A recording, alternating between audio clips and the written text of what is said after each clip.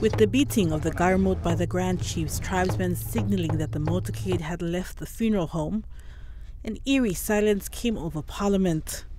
The casket received by the disciplinary forces.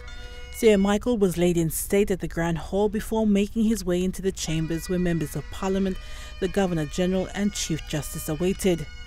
The opposition leader was the first to give his condolences, the member for Vanimo Green taking the opportunity to set the record straight while paying his respect to the founding father. I was only an instrument of change at that time as I took lead and stood out.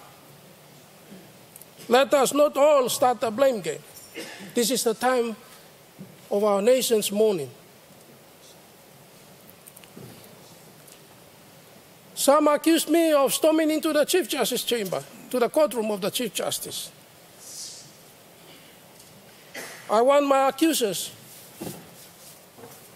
to view the videos of the sitting in Parliament, which I described the Grand Chief as the stranger in Parliament. Somebody else introduced the description. I echoed the description and I own up to it, to my deep regret. And I am sorry for what I said to our founding father and the Grand Chief.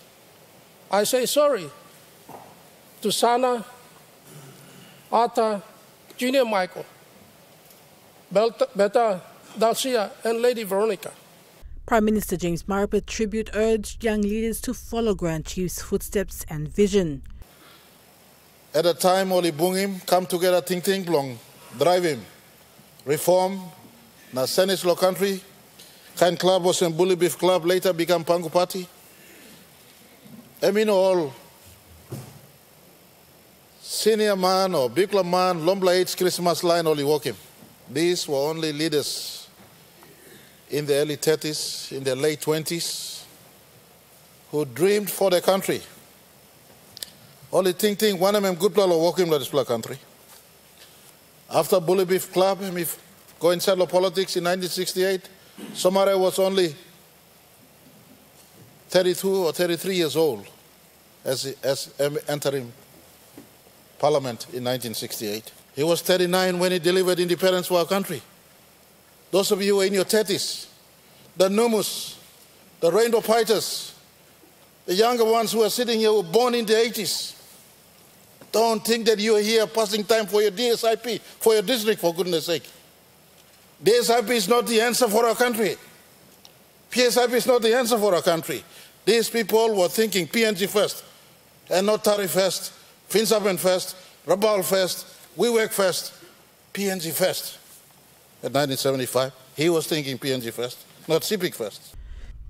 Recently elected Bougainville Regional Member Peter Chamalili thanked Grand Chief for the role he played in assisting his family during the Bougainville crisis. Grand Chief saw that my father will be needed to restore government services back on Bougainville, for Bougainvilleans to carry out their peaceful daily lives by continuing their colorful and unique Melanesian traditional culture in their tranquility environment, living in harmony with our Melanesian brothers of Solomon Islands, and maintaining the relationship between these two great Melanesian brothers. And so he removed my father and brought him to Popondetta. Although in Popondetta, Grand Chief was still concerned of my late father's safety, he still had plans for Bougainville future after the crisis, and so he sent my father to the United Nations. Then he appointed him High Commissioner to Fiji. And further on, he appointed him to Europe, where he served the European Union in Belgium. Far away from the turmoil that was raging between Papua New Guinea and Bougainville, and at times threatening our Solomon Islands neighbors.